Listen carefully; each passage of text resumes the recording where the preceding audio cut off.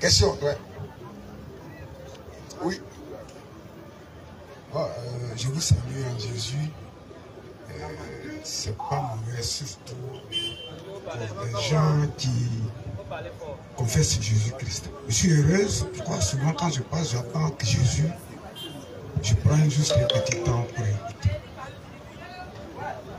La question que je vais poser peut-être la prochaine fois, parce que tous les mardis, j'aime vous écouter surtout votre groupe. Votre groupe, là, je crois que quelqu'un parmi vous voit le doyen. Et donc, c'est juste ma compréhension personnelle. Je pense aussi que ça peut être, ça peut compter dans la prise de décision de certains parmi nous ici et des musulmans eux-mêmes. À vous écouter, j'ose croire que vous avez quand même l'historique de l'islam. À vous écouter. Ma première petite question, est-ce que vous pouvez un peu ébaucher l'historique de l'islam? Parce que ce que j'ai retenu dans vos dires est que le musulman aussi, il a une destination comme nous. Notre destination, c'est d'entrer dans la maison de Dieu le Père. Et quand on passe par l'enfer, c'est pour aller où certainement aussi que c'est pour entrer dans la maison de Dieu. Du coup, ça me fait dire, qu'ils ont reçu un message quand même. Ah, cela, je veux le savoir. Et quelle est l'histoire de l'islam? Pourquoi je pose la question, je vais le préciser pour que vous ayez des moyens de mieux élucider. On parle d'Abraham, qui aurait fait Ismaël, qui n'est pas l'enfant de la promesse. Et après Ismaël, il y a eu Isaac. Isaac qui est d'ailleurs venu du couple. Puisque que Dieu a fait la promesse. Et donc du coup, si l'enfant Ismaël n'est pas de... Je vous suis. Merci. Et l'enfant Ismaël n'est pas issu du couple premier de Abraham. Et c'est Isaac qui est issu. Bon, aujourd'hui, Ismaël est allé où? Bon, et puis c'est de la descendance d'Isaac. Dans la généalogie, on parle de Jésus-Christ. Et c'est ce Jésus-là que nous confessons. Mais où ils sont quittés? Quel message ils ont reçu et par qui? Voilà ma préoccupation. C'est juste une compréhension. Ça peut aussi aider certaines personnes dans leur prise de décision. Et ça, j'insiste. Ça peut pouvoir les orienter.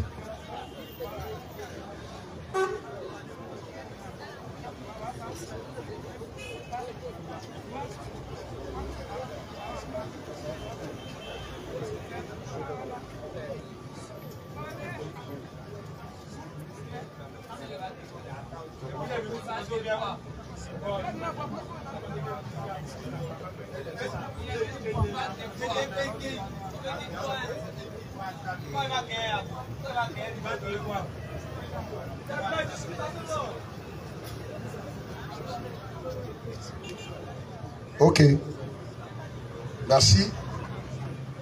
Vous voulez qu'on touche un peu l'histoire de l'islam et des peuples arabes?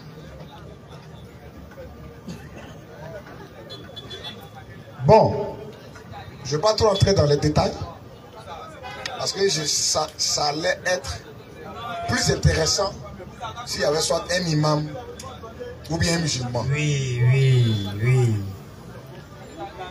Ça allait être encore plus intéressant si il y avait au moins un érudit, soit peut-être la BAM, la DDR, ou bien un responsable islamique. L'islam reconnaît, en dehors du Coran, 5 grands écrivains. Oui. Al-Masoudi. Oui.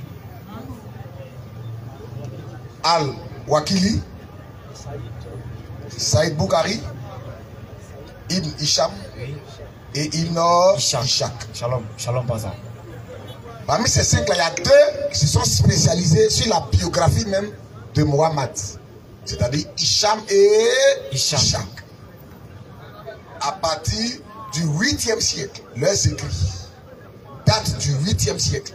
L'islam, c'est le 6e et 7e siècle. Donc un siècle après, à partir du 8e siècle, donc à la fin du 7e siècle, c'est là entre en scène Hicham et Ishaq, qui ont fait des livres qu'on appelle la Sunna du prophète. Quand on écoute Hicham, on parle de Sira de Hicham. Sira numéro temps, la Sira numéro temps, la Sira numéro temps. Ils ont écrit un livre qui fait 1600 pages. Ce livre-là est spécialisé sur la vie de Mohammed. Ce livre-là aussi est dans les bibliothèques spécialisées. Puisque un musulman lambda n'a pas accès à ces livres. Tu vas prendre la bibliothèque d'Alexandrie. Tu vas trouver les écrits originaux en arabe de Hicham et Ishaq. Shalom Bazan. Tu vas aller aussi en Arabie. Oui. Tu vas retrouver aussi les écrits de Hicham et Ishaq. C'est clair. Peut-être aussi en Turquie, tu verras les écrits d'Hicham et Ishaq. Donc, c'est hier, ici, en notre temps, un professeur arabe, musulman, qui a appris l'histoire des Hellénistes, des Grecs, des Babyloniens, des Romains, des Arabes. Un professeur arabisant du nom de Wahid, qui est professeur à l'université de Nancy, en France. C'est lui qui est allé auprès de ces dépositaires de ces livres-là pour avoir les écrits originaux arabes de la biographie de Mohammed. Le professeur Wahid Atala. Et c'est lui maintenant qui a condensé, puisque c'est volumineux, 1600 pages. Les anciens pages, c'était les parchemins, c'est gros. Voilà. Donc il a réussi ça à condenser dans un livre. Le livre est vert blanc. Biographie de Mohammed, selon Hicham et Ishaq, par le professeur Wahid Atala. Et il a présenté ça. Il y a la version arabe et il y a la version française. J'ai ce livre-là aussi. Mais pour attaquer quelque chose, il faut connaître. Sinon, tu risques de faire un faux travail. C'est clair, c'est clair. Mais dans ce livre-là, on comprend que l'islam, là, c'est l'ancien culte polythéiste, arabe, païen, là, qu'ils ont habillé simplement pour faire croire que c'est une nouvelle religion. Attention, dénonce-les. Les pèlerinages à la Kaaba, où on tourne autour de la Kaaba. Avant la venue de Mohammed, est-ce que ça n'existait pas? Il y a même musulmans au défi. Qui viennent de prouver qu'avant que l'islam ne vienne là, aller à la Kaaba et tourner autour de la Kaaba là, est-ce que cette pratique-là n'existait pas? Question. Elle existait. Voilà. Vas-y. Elle existait. Même la Kaaba elle-même. Oui. Avant la venue de Mohammed, elle existait. C'était un temple d'idoles. Il y avait 360 idoles dans la Kaaba. Précision. Et le Seigneur de la Kaaba, pendant ce temps-là, c'est qui? C'est le Dieu Baal. Allah, en réalité, quand on dit Allah Akbar, les Arabes appelaient leur Dieu Allah. Et quand on dit Allah Akbar, c'est-à-dire que Allah le grand. Parmi le panthéon arabe, là, dans la pluralité des dieux arabes, là, le plus grand, le Seigneur, c'est Ubal. C'est ça. Ubal était le Seigneur de la Kaaba. Voilà. Avant la venue de l'islam et Mohammed. Claire. Vas-y. Les musulmans aussi ne peuvent pas le nier. Il faut les enseigner. S'il dit c'est faux, c'est que lui-même il connaît rien. C'est amateur. Il connaît rien. Oubal était le seigneur de la Kaaba. Ça c'est vrai. Il avait sa statue dans la Kaaba. Il y avait plusieurs idoles. Et il y avait la statue de Oubal. C'était la tête d'un taureau. Et le reste c'était un homme. On approchait Oubal, il y avait des prêtres qui lançaient des flèches, qui faisaient des tirages au sort. C'est par là qu'on faisait les pronostics. Ce culte a été pratiqué en Arabie. Mais ce culte a quitté où ça? En Orient, en Mésopotamie, en Babylonie. C'est là-bas qu'ils ont hérité le culte de Oubal. Mais avant la venue de Oubal, dans la péninsule arabique, là, il y avait l'Arabie du Nord, puis il y avait l'Arabie du Sud. Avant que les Arabes n'adoptent le culte patriarcal. Parce que Oubal, c'est un dieu garçon. Oui. Voilà. Mais avant même la venue de Oubal, les Arabes avaient quoi? Un dieu matriarcal. Voilà. Attention. Vas-y. C'était une triade De 3 déesses. Al-Manat, Al-Oussa et Al-Lat. Shalom. Shalom, papa. Profondeur. Les 3 déesses qui étaient adorées en Arabie. Vas-y. Toute l'Arabie sait que en Arabie, on adorait ces 3 déesses. Sourate 53. Et le Coran même en parle de ces 3 déesses-là. Oui, dans la Sourate 53. On parle Lat, Manat et Ouza. On dit Al-Lat, Al-Manat et alors Ouza. Voici la triade qui existe dans le culte arabie païen. Les Arabes adoraient tout cela. Le puits qu'on appelle le puits du Zamzam, qui est en Arabie, où les pèlerins vont prendre l'eau sacrée pour boire. Ce puits-là, avant la venue de l'islam, ceux qui partaient faire le pèlerinage à la Mecque, autour de la Kaaba, dans le culte arabo-païen, pré-islamique, là, est-ce qu'ils ne partaient pas auprès de ce puits-là? Question. Pour prendre cette eau-là, pour boire. Sourate 53. Ayat 19. Oui. Que vous ensemble des divinités. Oui. Alat. Alat. Et Ouza. Ainsi que Manat. Ainsi que Manat. Continue, oui. Cette troisième autre. Cette troisième autre. Si Mohammed a pas, c'est que ça existait en son temps. Parce qu'il ne peut pas parler de quelque chose qui n'existe pas. Des divinités. Oui. Lat. Et Ouza. Ainsi que Manat. Ainsi que Manat. Cette troisième autre. Cette troisième autre. Oui. Serait-ce à vous le garçon. Serait-ce à vous le garçon. Et à lui. La fille. Tu as vu? Parce qu'ils ont féminisé la divinité. Oui. Donc il dit vous, est-ce à vous le garçon et à lui la fille? C'est-à-dire qu'ils ont fait de Dieu un Dieu féminin. Mais c'était Alat, Manat et Ouza. Mais parmi ces 3, il y a une qui dominait. Oui. Elle avait son signe, l'étoile. Shalom. Shalom. Vas-y, oui, shalom, pasteur. Va en profondeur. Donc, les musulmans, ils savent ça. Et chose bizarre, toujours, la tribu des Kouraïchites, dont Mohammed est issu, là, cette famille-là, c'est eux qui étaient le gardien du culte arabique païen, polythéiste. De par la lignée de Mohammed, par son grand-père Moutalib, c'est eux qui étaient les gardiens de ce culte-là, en Arabie. C'était leur tour qui était arrivé. Sourate 106 premier. Oui. Sourate 106 premier. Oui. À cause du pacte des Kourachites. À cause du pacte des Kourachites. De leur pacte. Concernant les voyages d'été. Concernant quoi les voyages d'été et d'hiver. Les Kourachites là, c'est de cette tribu que Mohammed est ici. Qu'ils adorent donc le Seigneur de cette maison. Le Seigneur de cette mais la Kaaba. Mais qui était le Seigneur de la Kaaba avant que Mohammed, l'esprit là vienne lui parler dans la grotte de Hira? Question. C'était Oubal. Mais qui était le Seigneur de la Kaaba avant? Question. Il veut faire croire que non, la Kaaba au fait, c'est quand on les attrape, il dit que c'est Abraham. Quand on dit Abraham a causé ça, où sont les traces? Il dit non, c'est pas Abraham, c'est Adam. Et non, il dit Noé.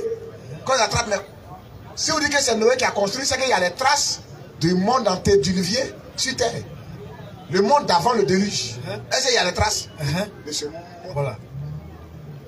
Il dit donc que c'est Adam qui a construit la Kaaba. Tu as vu, on avance à chaque fois avec leur mensonge. Voilà. Quand tu attrapes un musulman qui a construit la Kaaba, ils ont 3 versions. Il y a un groupe qui dit que c'est Abraham. Il y a un groupe qui dit que non, c'est Noé. Il y a un groupe qui dit que non, c'est Adam. C'est qui aussi? Il dit donc que la pierre noire qui est dans la Kaaba, c'était au paradis. Au départ, c'était blanc. C'était au ciel. Et c'est tombé. Et c'est les péchés des hommes qui ont noirci cette pierre. C'est noir. C'est quoi ça, frère? La comédie. Tu as vu? Mais un caillou qui quitte au ciel qui tombe là, il a quoi à voir avec Dieu? C'est quoi ça? Pourquoi on embrasse ça? Question. Je comprends pas. On embrasse caillou là. On met caillou là dans une maison. On fait une maison autour. Et puis on tourne autour de ce caillou là. Et il ne tourne pas n'importe comment. Hein. Oui. Il ne tourne pas comme ça par la droite. Hein. Non. Il tourne comme ça. Significatif. C'est en fonction du déplacement des astres autour du soleil. Alléluia. L'astrologie. C'est des astrologues. Ils adorent les astres. Oui. C'est comme ça. Donc, il y a beaucoup à dire sur l'islam. Et c'est comme ça qu'à partir de Moutalib que commence l'histoire de Mohammed et la religion musulmane. Son grand-père. Moutalib dormait dans la Kaaba. Oui. Dans la Sira de Hicham. Il était le gardien de la Kaaba. Cette eau on appelle puits du Zamzam. Elle n'a rien à voir avec le puits que Aga a bu. Hein? Jamais. Avec Ismaël. C'est faux. Parce que le lieu où Aga était là, la première fois elle était chassée. Oui. La deuxième fois où elle était, la Bible a présenté dans le désert de Beersheba. Le désert de Beersheba est là en Israël. Amen, amen. Comment le désert de Beersheba, où Dieu a fait sortir une sucette et qu'elle a bu, le désert de Beersheba va se retrouver à des milliers de kilomètres dans la péninsule arabique. Ah. C'est faux. Quand même. Le désert de Beersheba n'a rien à voir avec le puits de... C'est du collage. Oui. Il colle. Il prend ici, il colle. Il prend ici, il colle. Même. C'est du mensonge. Moutalib, le grand-père de Mohammed, dans la Sira de Hicham, il dormait dans la Kaaba, au milieu de ses idoles. Dans la Sira de Hicham, biographie de Mohammed, il dormait au milieu de ces idoles-là. Et il y a un esprit qui s'est révélé à lui en songe. Attention! Et l'esprit a lui dit d'aller dans un endroit précis où il y a deux statues encore. De deux faux dieux. Qu'il y a un trésor là, il n'a qu'à criser. Il se réveille de son songe. L'esprit l'a parlé. Il a pris son premier fils d'alors, qui n'était pas le père de Mohammed, Abdallah. Non. Son premier fils d'alors. Son nom était cité. Il le prend et il va auprès de ces deux statues-là. Il se met à creuser. Les Kourachites sont fâchés parce qu'il est en train de profaner leur Dieu. Il veut le tuer. Son fils aussi a arrêté à côté de lui pour le protéger. Effectivement, quand il a creusé, c'est là qu'il a découvert la pierre noire. Là. Et il va prendre ça maintenant pour envoyer ça dans cette maison. Voilà. Il découvre la pierre noire, il découvre des statues en gazelle, en or. Il découvre des épées en or, un butin auprès de ces statues. Claire. Et les Kourachites ont juré lui faire la peau. Donc lorsque lui quitte là, les gars voulaient partager ça avec lui, il ne voulait pas. Il a gardé ça. Claire. Il est allé faire maintenant un pacte avec le dieu Ouba de la Kaaba. Pour dire que si Ouba le garde contre ses ennemis qui veulent le tuer forcé là, parmi ses enfants qu'il va avoir, si Ouba lui donne des enfants, et il a dit le nom, mais 10 enfants, parmi ces enfants là, il y a un fils qui va offrir en sacrifice à Ouba. C'est ça. Moutalib, grand-père de Mohammed. Et effectivement, il a eu 10 garçons. C'est clair. Et le fils, il y avait un dedans qui s'appelait Abdallah, qui est né, le père de Mohammed. C'est lui. Donc, les années arrivent, l'histoire a commencé sur un pacte. Voilà. Le pacte de Moutalib est le dieu de la Kaaba. En offrant son fils, un de ses fils en sacrifice. Lorsque il est arrivé maintenant, au soir de sa vie, il appelle tous ses enfants et il leur dit comme ça qu'il avait fait un pacte quand il était jeune. Il doit honorer ce pacte-là avant de mourir. Ils ont dit c'est quel pacte? Et Moutalib a expliqué le pacte. Ils ont dit bon, il faut accomplir ton vœu. Il fait le sacrifice, ça tombe sur Abdallah. Parce qu'il avait un de ses fils qui s'appelait Abdallah. Dans Abdallah, là, il y a Allah dedans. C'est clair. Abdallah, esclave d'Allah, serviteur d'Allah. Mais qui était ce Allah là? Question. Que lui il adorait. Question. Mais c'est Mohammed n'est pas encore né. Voilà. Le Coran n'est pas encore venu. Voilà. Est-ce que Allah n'existait pas en Arabie? Question. Il ne peut pas dire qu'Allah n'existait pas en Arabie. Allah c'est Oubal. Claire. Pourquoi il appelait son fils Abdallah, qu'il aimait plus parmi ses fils? Toujours. Serviteur d'Allah. Parce que c'est lui, après lui, qui va continuer le culte et être gardien du temple de ce culte-là, de la Kaaba. Donc quand le sang est tombé sur Abdallah, il voulait sacrifier Abdallah, ses enfants se sont opposés. Donc on dit qu'est-ce qu'on doit faire? Allons-y à Yatrib pour aller interroger une femme qui invoque les esprits. Une sorcière. Divination. Qui invoque les djinns. Deutéronome 10-18. Oh, tout cela, la pratique des djinns là, cette magie, cette sorcellerie là, Dieu a dit sur le territoire de Canaan où Israël va être là. Faut pas pratiquer ça là. Hein. Parce que c'est à cause de ça qu'il a chassé les peuples qui étaient là. Chers frères, c'est comme ça que le monsieur, arrivé là-bas, la dame demande, qu'est-ce qu'il faut faire chez vous pour qu'on puisse racheter la vie d'un humain? Il dit qu'on offre 10 chameaux. Elle dit, bon, retournez auprès de la statue de Oubal et tirez au sort. Mettez les 10 chameaux un côté, mettez l'enfant un côté, tirez au sort. Si le sort tombe sur les chameaux, c'est que Oubal a épargné l'enfant. Parce qu'il a fait part pour offrir l'enfant à Oubal. Donc il doit remplacer l'enfant. Mais si vous avez fait que ça ne réussit pas, augmentez encore les chameaux. C'est ça. Effectivement. Quand ils sont revenus, il a mis 10 chameaux, il a mis Oubal. Ils ont lancé au sort. Le sort n'est pas tombé sur les chameaux, le sort est tombé sur l'enfant Abdallah. Ils ont ajouté encore 10 autres chameaux encore. C'est pas moi qui le dis, c'est Ibn Ishaq et Ibn Ishaq. Le livre est intitulé Biographie de Muhammad. Ça date du 8e, plus de 12 siècles. C'est vérifiable. C'est le professeur Waïd Atala qui allait prendre ça et il a présenté ça. Donc, c'est comme ça que 10 chameaux, le sort tombe sur l'enfant. 10 chameaux, le sort tombe sur l'enfant. Jusqu'à la 10e fois. Arrivé sur 100 chameaux, le sort est tombé sur les chameaux. Ils ont dit, ah, c'est que Oubal a accepté le sacrifice. Ils ont égorgé les chameaux, ils ont mangé et ils ont libéré Abdallah. Ça n'a pas duré.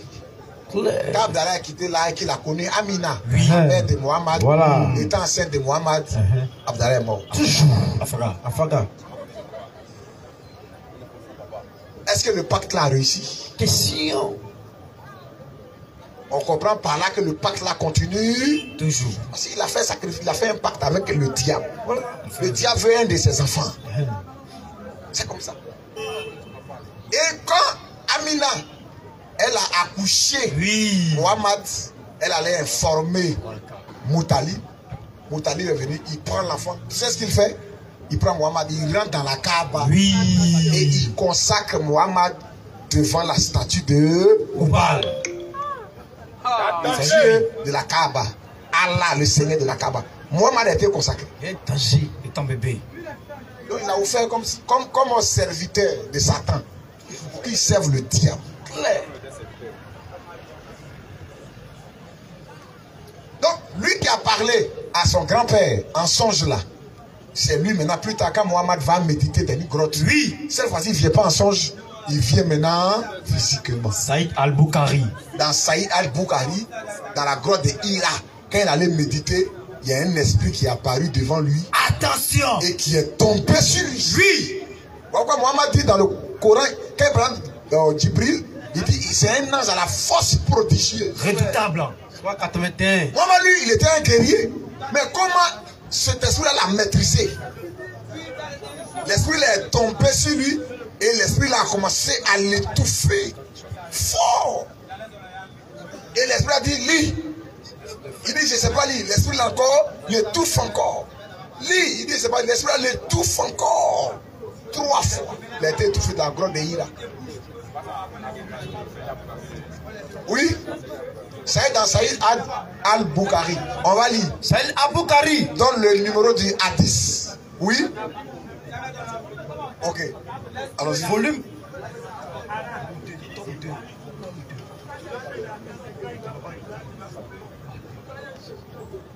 Oui, allons-y. Oui, allons-y. Lisons. Début de la révélation. Oui. Début de la révélation du prophète Mohammed. Oui.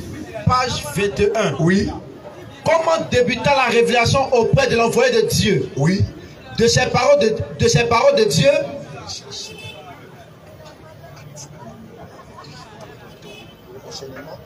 Chercher le numéro du hadith. Là, qu'on va donner le numéro du hadith. Et de peur que les gens disent que non, c'est nous-mêmes qui avons fabriqué ça.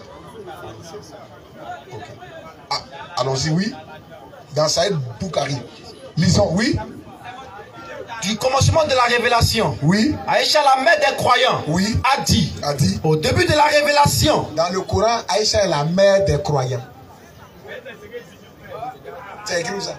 Donc, la mère, parce que les croyants n'ont pas commencé à parler de Mohammed. C'est clair. Abraham était croyant. Donc Aïcha, elle est la mère d'Abraham aussi. Allons-y, frère, oui. Lisons.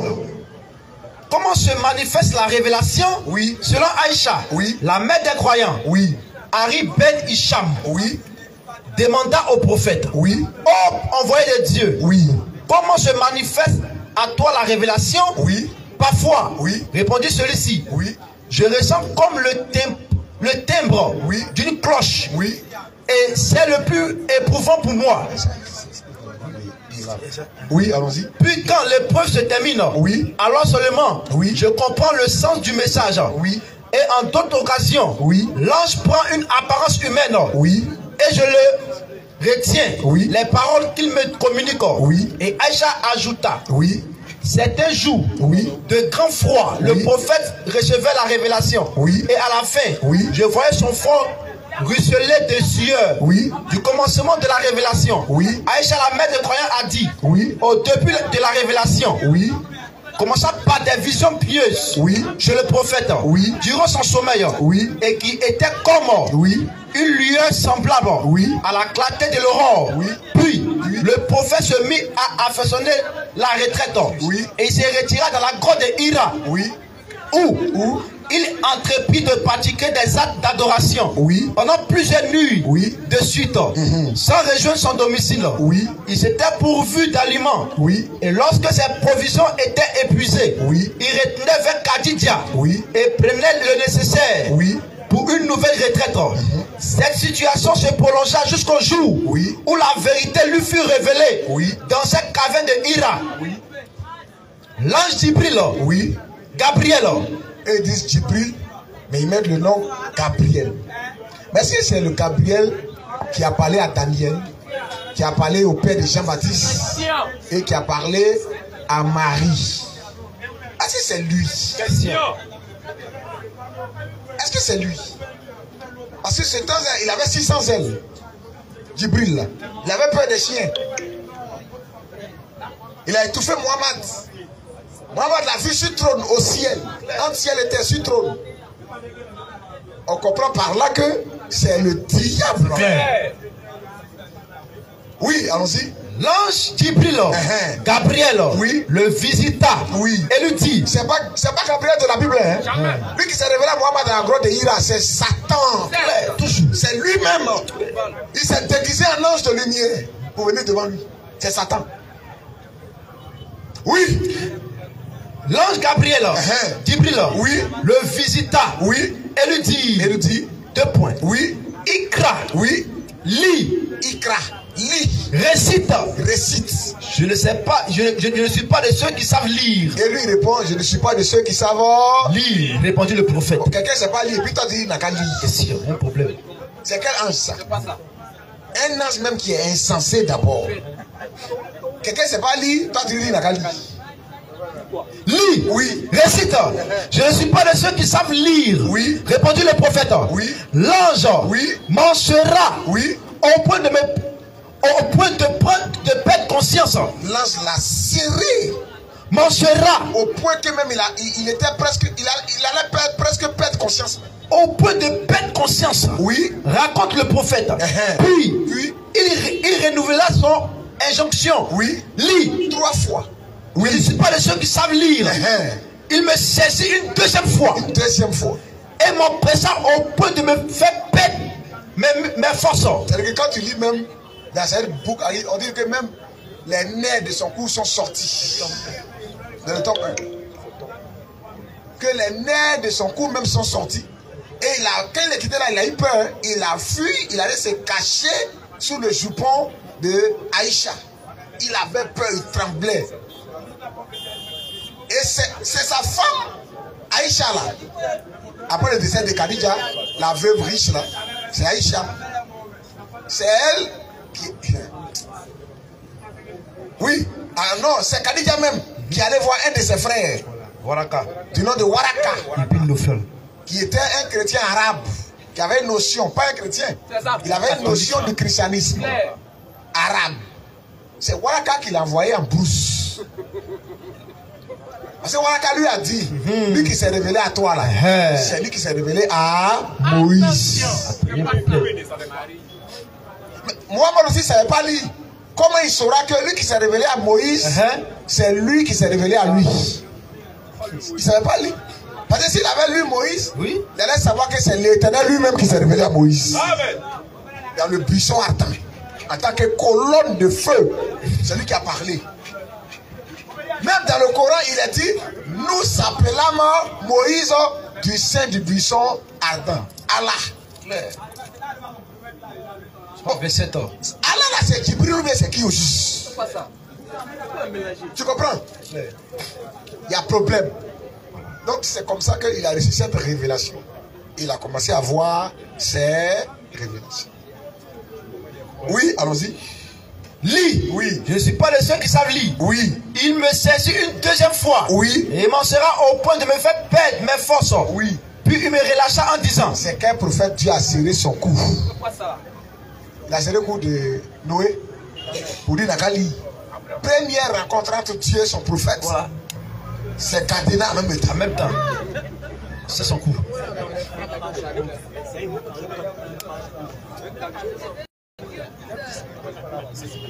Regarde même par quoi commence cette religion.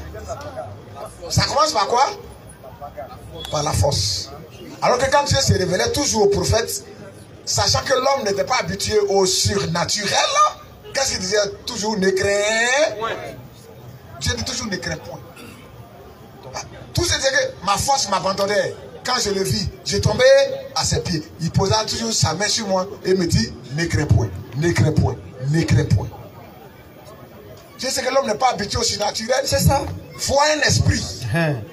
Faut une force surnaturelle. L'homme n'est pas habitué à ça. Il me relâcha. Dieu rassure toujours. Toujours. Quel est ce Dieu qui catena les gens? La première fois. Un an de Zigéi comme ça. Et toi, tu as dit que non, c'est le C'est pas possible. impossible. Il m'en sera. Oui. Au point de me faire perdre mes forces. Donc, le prophète là, la première fois où il a reçu la révélation, c'est par son cou serré 3 fois. Oui, allons-y. Il me relâcha en disant, lis. Je ne suis pas de ceux qui savent lire. Lui dis-je encore. Oui. Il m'étreignit. Il m'étreignit. Une 3e fois. Le verbe étreindre. C'est le supplice du cardinal. Il a serré. Il m'étreignit. On dirait catch. Une 3e fois. C'est quelle violence ça?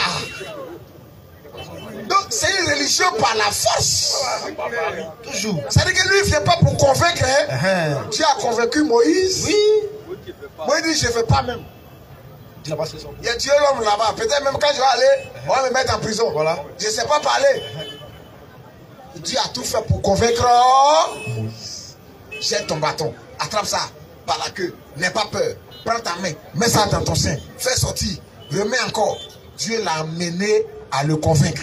Il dit, je serai avec ta bouche. Je serai avec toi. Dieu convainc l'homme. Mais lui là, leur religion a commencé par la force. Voilà. Je lance.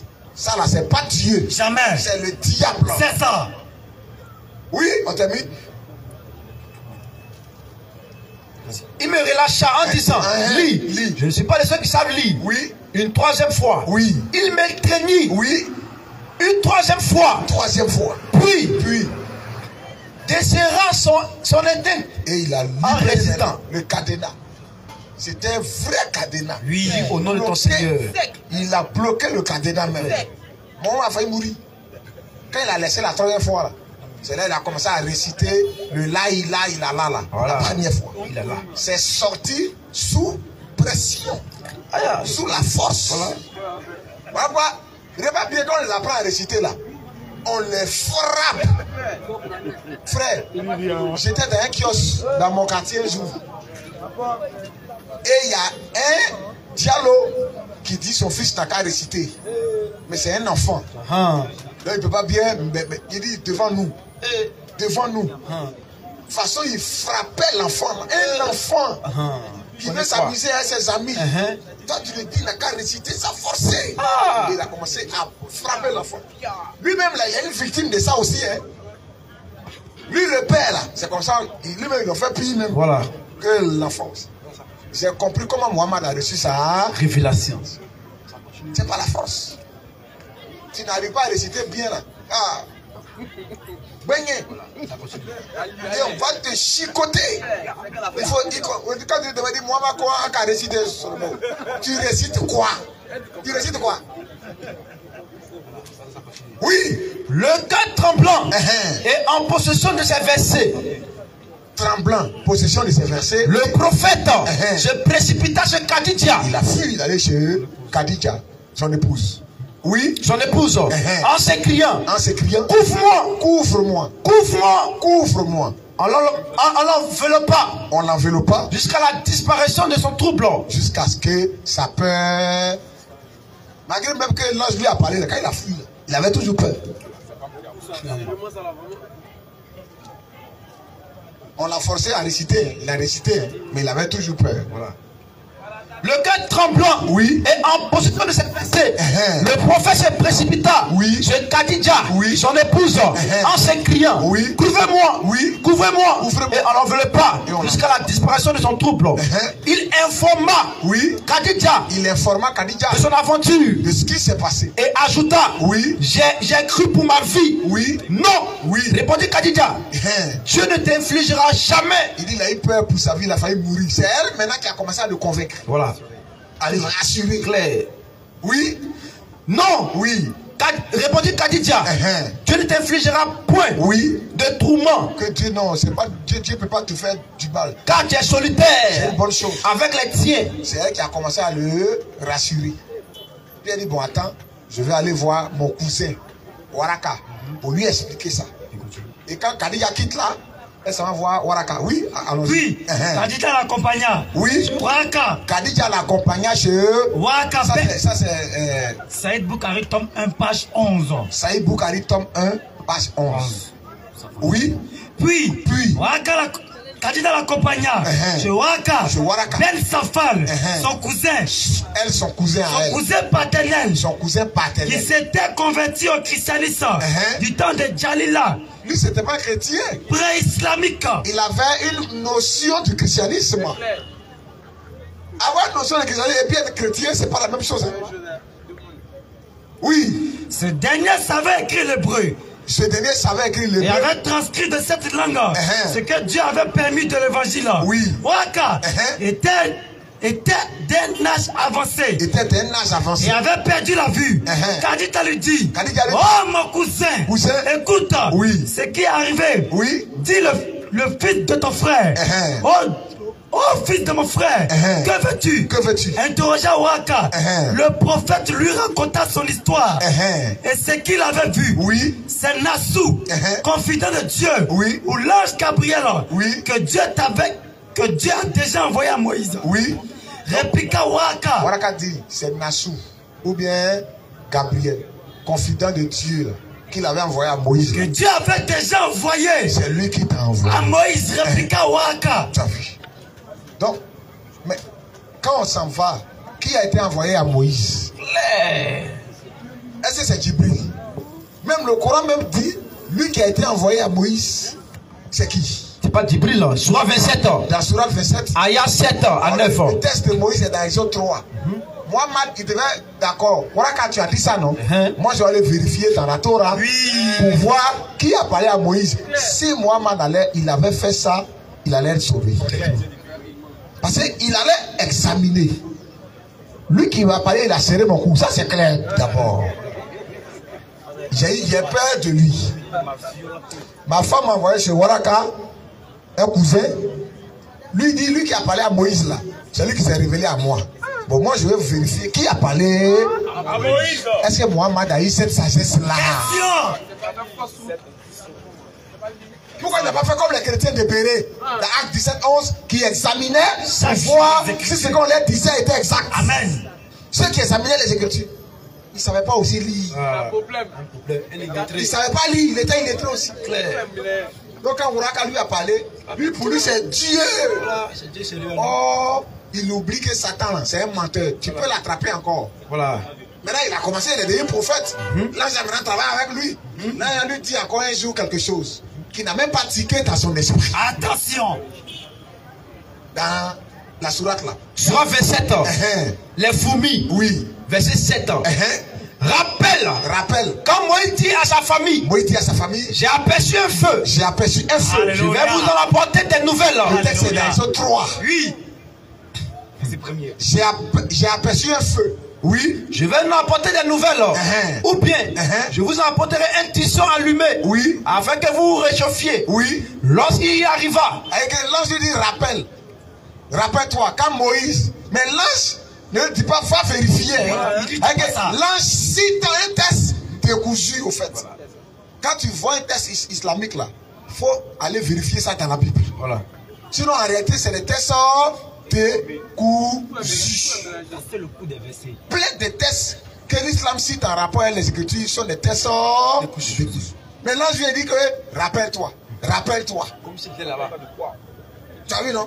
Rappelle-toi, quand Moïse dit, mais il ne va pas donner le test pour qu'il aille vérifier. C'est comme ça. Jésus a lu, dans Luc 4, on lui a donné le rouleau de livre d'Ésaïe. Il a lu. Amen, amen, amen, amen. Voilà. Il lisait. Le livre éthiopien, il lisait le livre d'Ésaïe. Shalom. Et Philippe lui a demandé, comprends-tu ce que tu lis? Mais lui, Mohamed, là, rien. Rappelle, oui. Quand Moïse dit à sa famille, j'ai aperçu un feu. Oui. Je vous apporte des nouvelles. Ou bien, je vous apporterai un tisson allumé. Afin que vous vous réchauffiez. Oui. Lorsqu'il y arriva, on l'appela. Béni soit celui qui est dans le feu. On l'appela. Béni soit celui qui est dans le feu. Béni soit celui qui est dans le feu. C'est qui? Oui. Et celui qui est tout autour. Et celui qui est tout autour. Et gloire à Allah. Gloire à qui? Allah. Donc, Jibril dit, il rappelle un test. Il dit, on l'appela. Béni soit celui qui est dans le feu, qui est tout autour. Gloire à Allah, Seigneur de l'univers. Donc c'est Allah, Seigneur de l'univers, qui a parlé à Moïse. Oh Moïse. Oh Moïse. Oh Moïse. Oui. C'est moi. Allah. Le tout-puissant. Le sage. Donc en réalité, là, Jibril, là, c'est qui? Question. Allah, c'est Jibril, là. Toujours. Clair, il n'y a pas bruit. Allah n'a jamais parlé directement à Muhammad. Jamais. C'est un esprit qui dit que lui, il est envoyé de la part d'Allah, qui lui parle. C'est quoi ça? Voilà quand lui dit, l'ange qui s'est révélé à toi là, c'est lui qui a parlé à Moïse. Il lui croit. Mais plus tard, le même ange aussi cause avec lui, le même esprit, lui dit que Allah a parlé à Moïse dans le buisson. Il dit, là, c'est rappelé, mais voilà quand m'a dit que c'est toi qui as parlé, que c'est toi qui as parlé à Moïse. Mais toi, tu veux me dire encore que c'est Allah qui a parlé encore à Moïse. Exode 3 premier. Dans le buisson. En toi et Allah, vous deux là-haut. Si tu ne m'expliques pas qui a parlé à Moïse aujourd'hui, là, ça va fuir.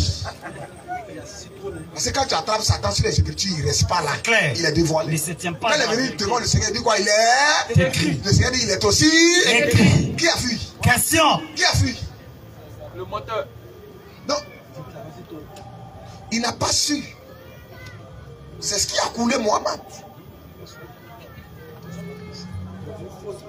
C'est une fausse religion. Pourquoi? Quand il a commencé sa révélation, ça ne passait pas. Clair. Les gens le chassaient. Oui. On chassait ses disciples. Clair. On les poursuivait même. C'est là qu'il allait signer maintenant un deuxième pacte. Un pacte de guerre. Oui. Il s'est allié à une tribu. Et il allait à la conquête de la Médine. Oui, de Médine. Par la guerre. Est-ce que c'est faux? Mohamed a conquis la Médine par la guerre.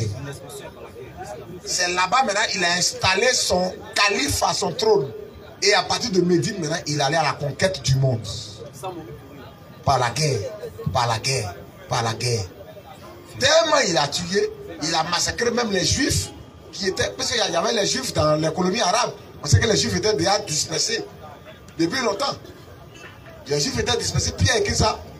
Jacques aussi écrit. Oui, oui. Les tribus qui sont dans la dispersion. Est-ce qu'en Arabie, il n'y avait pas de Juifs? Il y avait des Juifs. Quand on lit à la Pentecôte, ceux qui étaient venus à Jérusalem là, quand le Saint-Esprit a animé les gens à parler là, est-ce qu'ils n'ont pas parlé arabe? Ils ont parlé arabe. Parce qu'il y avait des tribus juifs dans les territoires arabes. Ils sont venus à Jérusalem, ils ont entendu aussi arabe. Il a massacré même les juifs qui y étaient. C'est comme ça qu'il y a une veuve juive qui l'a massacrée. Elle s'appelle Zeynab. Il a tué son mari. C'est cette Zeynab là qui a empoisonné Mohammed. Elle a empoisonné le jugot de mouton qu'il a mangé. C'était Zaïd. Zaïd, lui, il est mort. Le jeune homme Zaïd, lui, il est mort. Et le poison là l'a rongé jusqu'à son aorte a été ôté. La veine qui est près du cœur là, ça a été touché même par le poison. Le poison l'a rongé jusqu'à sa mort. Il est mort empoisonné. C'est pas moi qui le dis, c'est Hicham encore qui le dit. C'est Zeynab, une juive, qui l'a massacré sa famille. C'est elle qui a empoisonné la nourriture. Donc, son début, c'est faux. Son parcours, c'est faux. Il est mal mort encore. Moi, je vais suivre lui là. Jamais. Je ne peux pas le suivre. Quel que soit ce qu'on va me proposer, je ne peux pas le suivre. Tout possible. L'idée que moi je vais suivre là, quand je regarde, son départ même est faux. Son parcours est faux. Et sa fin même est grave. Conclusion. Je quitte derrière le souhait, je m'avais derrière le Seigneur Jésus-Christ. Parce que lui, moi, il dit, je suis la résurrection.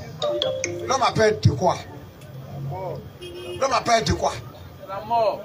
Quand tu vois les gens, il ne veut pas mourir. Caméra partout, garde de corps, il se blinde, sécurité. Fait bilan de santé chaque mois. Il a des médecins spéciaux, les cardiologues, les neurologues, les tantans, les tantantans. Premier cordon de sécurité, deuxième cordon de sécurité. Protocole. C'est pour ne pas mourir. Et il meurt. C'est pour ne pas mourir. L'homme a peur de la mort. Oh, il y a un seul qui a vaincu la mort. Amen. Son nom c'est Jésus-Christ. Amen. Il n'y a pas de débat. Je suis Jésus-Christ tous les jours de ma vie. Il est la vie éternelle et c'est lui qui est la résurrection. Le chapeau de guerre de Mohammed est encore là, en Arabie. Ils ont mis ça dans le vitre. Son chapeau de guerre. Bon, j'ai peur qu'on me dise que j'ai tué le débat. J'ai vraiment peur. Mais vous avez répondu aux deux questions. Parce que la plus importante, c'était quel message il a reçu. C'était ma question. L'histoire, il faut la faire. Parce que j'ai dit qu'il y avait deux choses. Pour essayer des gens à s'orienter, à savoir où il faut aller. Parce que c'est cela. Il y a parmi nous des gens qui peut-être rôdent autour des mosquées. Bon, voilà. Et donc, je dis merci à Dieu pour ma culture personnelle et pour l'aide que vous avez donnée à tous ceux qui vous ont écouté. Que Dieu vous fasse grâce, qu'il vous donne la force de continuer d'annoncer Jésus-Christ. Amen. Merci beaucoup. Shalom, shalom. Donc vraiment les musulmans, cherchez-vous. Question-réponse sur la Bible. D'ailleurs, vous allez cotiser pour aller avec là. Vous vous fatiguez pour rien. Cadeau. Cadeau. Faites les projets. Question-réponse sur la Bible. Et sœurs, c'est mieux. Question-réponse sur la Bible. Même la terre promise, où il faut parler le matin, midi, soir là. Oui. C'est les hypocrites. Qui a donné cette terre-là, même le Coran dit c'est pour les Juifs. Amen. Surat 10, 93. L'autre va Surat 7, 134 et 137. Et puis la Surat, je crois. Voilà. Surat 5, 21, 22. Surat 10. Le Coran reconnaît que les Juifs ont été esclaves en Égypte. Le Coran reconnaît que les Israélites, après leur esclavage en Égypte, ils ont traversé la mer sous Pharaon, qui s'était opprimé en Égypte. Et quand ils ont traversé la mer, ils sont arrivés dans le territoire qui leur a été promis. Le Coran reconnaît ça. Surat 10, 93. Oui, on va dire. Certes. Nous avons établi les enfants d'Israël dans un endroit honorable. C'est quel endroit? Question. Qui est établi là? Question. C'est tellement simple. Je même pas. Sourate 7, 134. Sourate 7. Oui. 134. Oui. Et quand le châtiment les frappa, ils dirent, oh Moïse, invoque pour nous ton Seigneur, en vertu de l'engagement qu'il t'a donné. Si tu éloignes de nous le châtiment, nous croirons 7 ans. Donc ils reconnaissent que sous Moïse, l'Égypte a été châtiée. Oui. Nous croyons 7 ans en toi. Et laisserons partir avec toi les enfants d'Israël. Ils vont aller où? Question. Pharaon dit, si tu enlèves le châtiment, on va te laisser partir, toi, Moïse et les enfants d'Israël. Ils vont aller où, Moïse et les enfants d'Israël? Question. Ils étaient établis dans un endroit. C'est quel endroit? Question. Continue, frère. Oui. Et quand nous eûmes éloigné d'eux, le châtiment jusqu'au thème fixé. Oui, jusqu'à 137. Allons-y. Oui. Et quand nous eûmes éloigné d'eux, le châtiment jusqu'au thème fixé. Qu'ils devaient atteindre. Voilà qu'ils violaient l'engagement. Ils étaient encore endurcis. Alors, nous nous sommes vengés d'eux. Nous les avons noyés dans les flots. Donc, il reconnaît que les Égyptiens ont été noyés. Oui, allons-y. Parce qu'ils traitaient de mensonges non signes. Et ils n'y prêtaient aucune attention. Et les gens qui étaient opprimés, nous les avons fait hériter. Donc, il reconnaît que Israël, les Juifs ont été opprimés. C'est écrit. On va les opprimer. Oui, allons-y. Nous avons hérité les contrées. Ceux qui étaient opprimés, les Israélites là, on les a fait hériter. Donc c'est leur héritage. Voilà. Oui. Les contrées. On les a fait hériter les contrées orientales et occidentales. Orientales et occidentales. De la terre. De la terre. C'est quelle terre? La terre promise. Amen. De la terre. Oui. Et nous avons béni. Oui. Ça, c'est le 137 ans. 137. 137 ans. Voilà, nous les avons bénis. Oui. Et la très belle promesse. La très belle promesse de ton Seigneur. Oui. Sur les enfants d'Israël. Sur les enfants d'Israël. S'accomplit. Leur héritage, c'est une promesse qui leur a été donnée. Amen, amen. Ils sont arrivés sur ce territoire. Amen. C'est leur héritage. Donc, s'il est d'accord avec ce que la Bible dit, c'est lui qui doit dire ce que la Bible dit.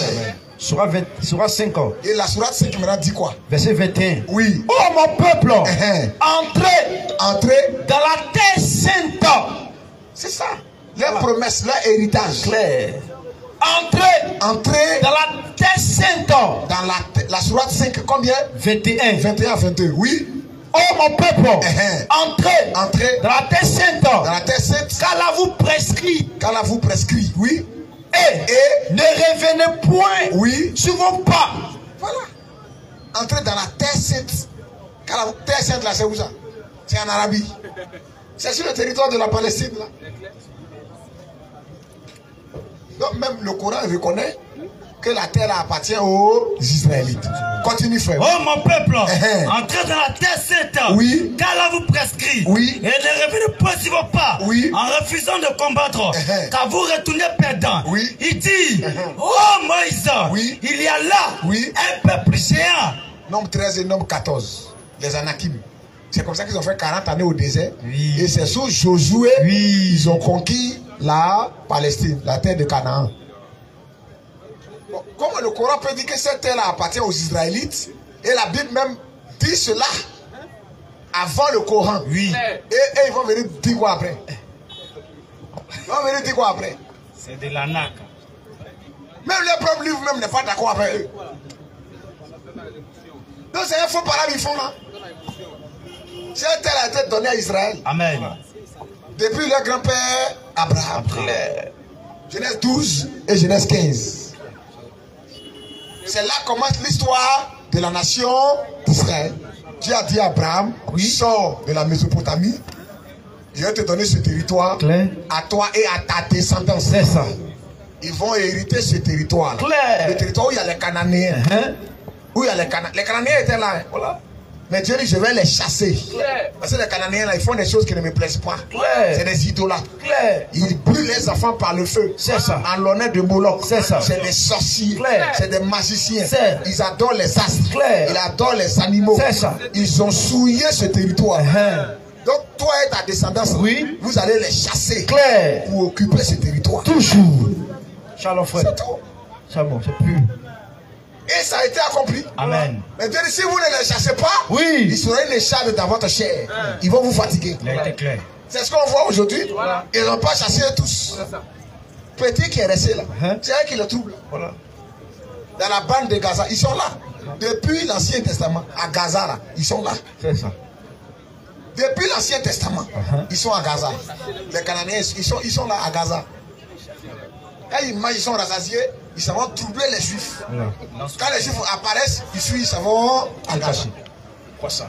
2 jours, 3 jours après, on dit non, la paix, entendez-vous? Ok. Ils sortent là encore, ils viennent encore, ils troublent les Juifs. Les âmes sauvages. Parce qu'ils ne les ont pas chassés eux tous. Vous avez pitié d'eux. Ils ont laissé un peu. Dieu dit de les chasser. Ce sont des impies. Un homme qui se réveille, il voit des gens, il commence à les arroser. Les civils, il les tue. C'est quoi ça? Les enfants, il les tue. Les bébés, il les décapite. Si ce n'est pas un possédé par le diable, il ne peut pas faire de telles choses. C'est clair. Il rentre dans la maison des civils et puis il se met à arroser. Et tous les musulmans sont d'accord avec ça. Ils ne disent rien là-dessus. Ils sont d'accord. C'est que le Hamas a fait, c'est propre.